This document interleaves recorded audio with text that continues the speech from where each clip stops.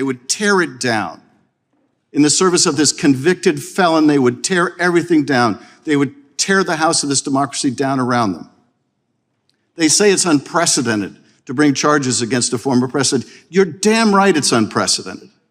We've never had a president of the United States who was making hush money payments to a porn star and then falsifying business records to cover it up. Yeah, that's unprecedented. We've never had a president withhold classified information and then obstruct the investigation. That is unprecedented. We've never had a president incite a violent attack on the Capitol. That is unprecedented. And you know what else is unprecedented? The fact that so many leaders of that party are perfectly fine with all of that.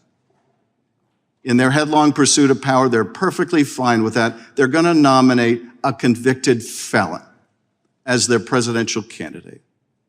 Then Democratic Congressmember Cohen says the ultimate irony here is that Matt Gaetz is saying that the DOJ is weaponized. What happened to his prosecution? Here, play this clip. I noticed Mr. Gaetz, who took you on first, is not here now. And that's unfortunate because he is living testament to the fact and direct evidence that you have not weaponized the Justice Department. He was investigated for sex trafficking, and while many expected a prosecution, you chose not to prosecute this very active Republican. Is that true? You did not prosecute him? I'm sorry, I'm not sure what is in the public record and what's not, so I'm just not going to comment on that.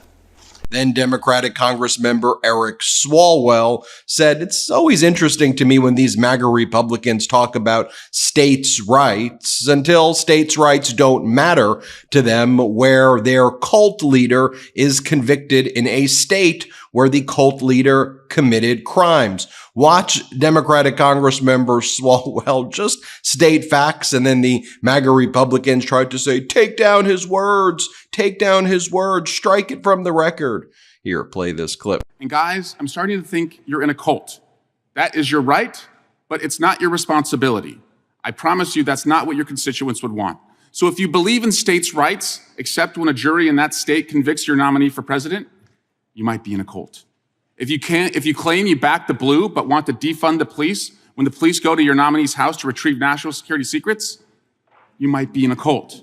If you're supporting a guy whose felony convictions prevent him from getting a security clearance, you might be in a cult. And if the guy you're supporting for president has felony convictions that prevent him from going to Argentina, Australia, Brazil, Cambodia, Canada, Chile, China, Cuba, Dominican Republic, Egypt, Ethiopia, Hong Kong, my motion India, takes precedent. Indonesia, Iran, Ireland, Israel, Japan, Kenya, Macau, Malaysia, Mexico, Morocco, Nepal, New Zealand, Peru, Philippines, Singapore, South Africa, South Korea, Taiwan, Tanzania, Tunisia, Turkey, Ukraine, United Arab Emirates, and the UK. The gentleman from Kentucky is recognized for 5 minutes. I'm asking the... By the way, when the MAGA Republicans did that at the committee hearing, it kind of proved the point that they were in a cult. Next up, Democratic Congress member Adam Schiff, once again, talking about how these MAGA Republicans,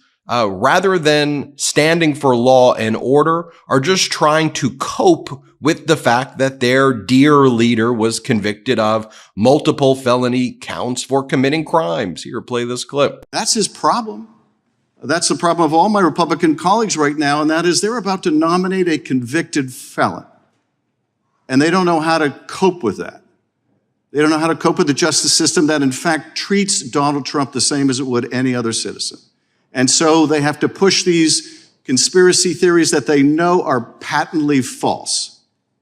And they try to run over you with questions they won't let you answer, because their whole arguments are utterly insupportable and destructive of our justice system. They care more about this convicted felon than they do the country. I have to say I'm pleased and a bit surprised to see that the flag in this committee is still flying right side up, because they want to turn it upside down, even as they want to turn our justice system upside down. And then, of course, Democratic Congress member Eric Swalwell had to take another jab at Matt Gaetz. Here, play this clip. Mr. Attorney General, last week it was reported that House Ethics Panel subpoenas DOJ for Gates records. It was a May 14, 2024 political piece. I'd like to submit it to the record with unanimous consent. Without objection. I just want to get this straight. Mr. Gates wants the Attorney General to reopen and publicize evidence from an investigation that a Donald Trump-appointed prosecutor closed against President Biden, while at the same time, Mr. Gates himself is being protected by the same DOJ policy that is refusing to voluntarily turn over evidence from Mr. Gates's sex trafficking investigation. Sorry, I don't agree with anything you just said, but I'm not going to comment on it. Okay, so you won't comment on it, Mr. Attorney General, but you had no problem dispatching Matthew Colangelo. Who's Matthew Colangelo? That is false. I did not dispatch Matthew Colangelo. Matthew Colangelo became the Assistant Attorney General at the very beginning of the Biden administration.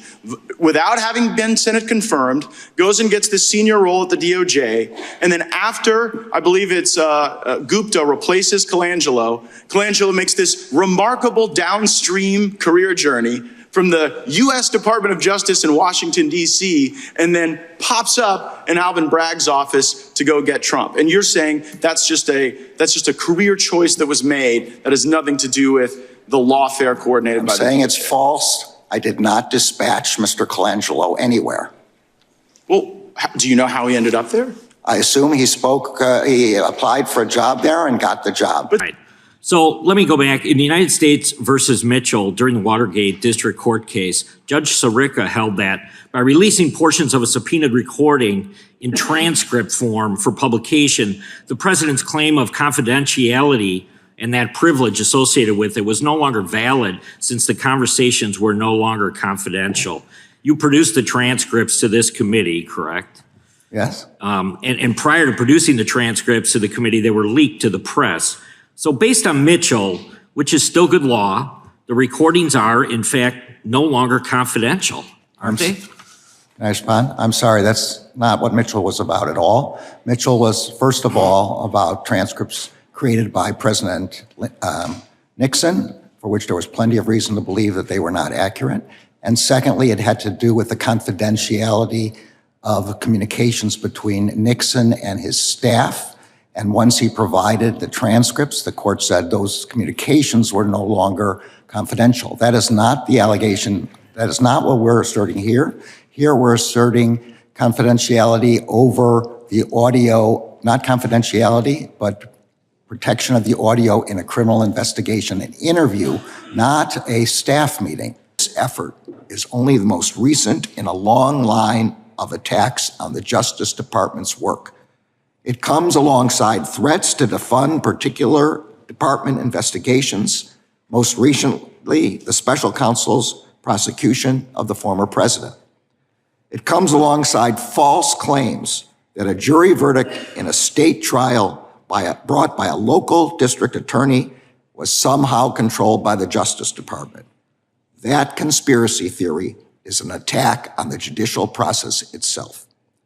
It comes as individual career agents and prosecutors have been singled out just for doing their jobs. It comes as baseless and extremely dangerous falsehoods are being spread about the FBI's law enforcement operations. And it comes at a time when we are seeing heinous threats of violence being directed at the Justice Department's career civil servants. These repeated attacks on the Justice Department are unprecedented and they are unfounded. These attacks have not and they will not influence our decision-making. I view contempt as a serious matter, but I will not jeopardize the ability of our prosecutors and agents to do their jobs effectively in future investigations.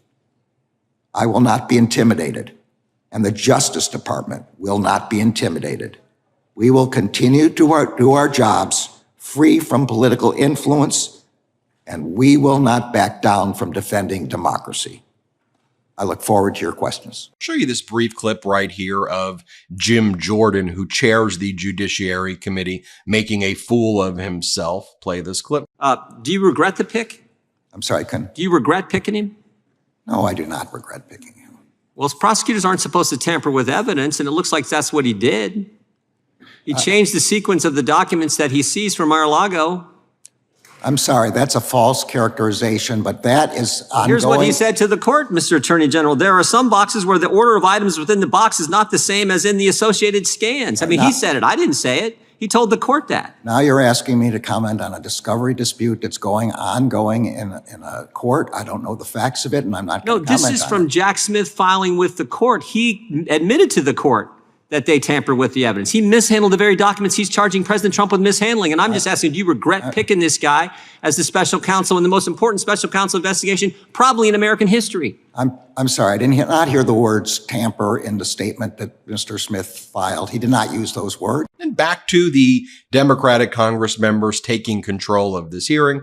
Here, once again, is Congress member Ted Lieu right here. And Congress member Ted Lieu says, look, it just seems that what these MAGA Republicans really want, what they're trying to do here is they want to release audio of President Biden's interview so they could try to clip it and make fun of his stutter. Is that what this whole hearing is about? Well done, Ted Lieu. Here's Congress member Lieu. Play this clip.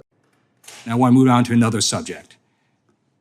Our gentleman from Arizona on the other side of the aisle gave away the game today when he said why he wanted the audio transcript.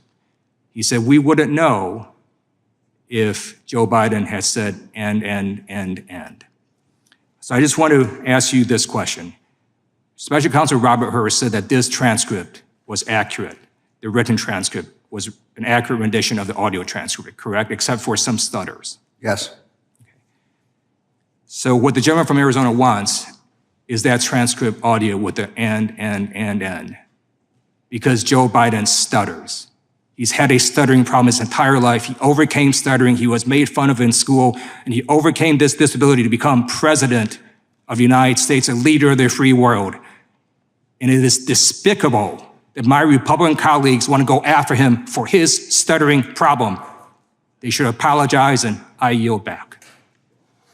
Gentleman yields back. The gentleman from North Carolina is recognized. And then just going back to the point that Congress member Schiff made is that these MAGA Republicans, in trying to cope and normalize this behavior, have really just attacked law and order, the core of law and order. You've got MAGA Republicans like Andy Biggs making posts that he says all Americans commit at least 3 felonies every single day. That's one of the things that MAGA Republicans are going with. 3 felonies every day. And here is the RNC co-chair speaking on an interview earlier this morning about how they would make plans and think it's very normal for Donald Trump to give a convention speech from prison. Here, play the clip. But let's say Trump is behind bars. And again, it is a possibility. Would he make a speech from prison? Would he make a speech before sentencing day? Just something that you could play during the RNC? Are those contingencies being thought about, considered, and planned for? Everything is being thought about. Everything is being considered at this point in time. We will have to wait and see kind of what the courts present us with the opportunity to do. But look, Donald Trump will communicate directly with the American voters the way that he always does. Oh, believe me, Mr. Chairman, I can feel the audience right now upset that I'm asking these questions, but I have to ask them just because we are in such uncharted territory. Folks, there was once a time where, on a bipartisan basis, Democrats, Republicans, independents, we could call out just unlawful behavior, right? In Watergate, we could say what Nixon did was wrong. Now, what Nixon did compared to what Donald Trump did, Nixon is like a footnote compared to the massive criminality and attempts to destroy our democracy. But the MAGA Republicans, looking back at the lessons learned, was not how do we come together and root out crimes. MAGA Republicans said, how do we root for crimes? How do we root for authoritarians? And how do we claim power by ripping apart the beautiful tapestry that's formed our incredible country and put it in good stead for so long? That's what's so unfortunate about this all. There's nothing normal about Donald Trump's behavior, and I'm glad Democrats are calling it out. Hit subscribe. Help us get to 3 million subscribers here at the Midas Touch Network. And if you want to support the work we're doing, also go to patreon.com/MAGA youtube.com/MidasTouch. Have a wonderful day. Love this video? Make sure you stay up to date on the latest breaking news and all things Midas by signing up to the Midas Touch newsletter at MidasTouch.com/newsletter.